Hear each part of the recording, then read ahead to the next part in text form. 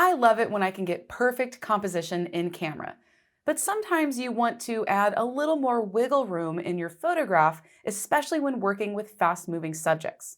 Then you can easily crop it in post-processing.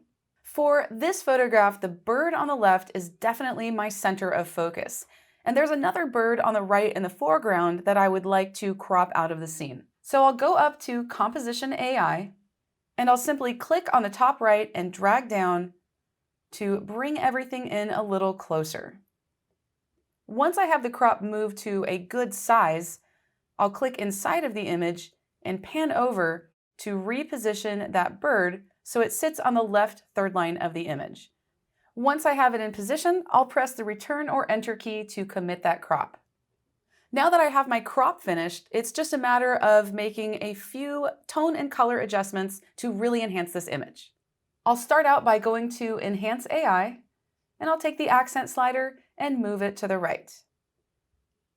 If I toggle that off and on, you can see it added a nice pop of contrast. Next, I'll go down to the Color tool, and I'd like to add some saturation to the warm sunshine in the scene. So I'll go up to the Saturation slider and move it to the right. Let's go ahead and preview the before and after photograph. I'll use that backslash key to preview the original image, and here's my final edit.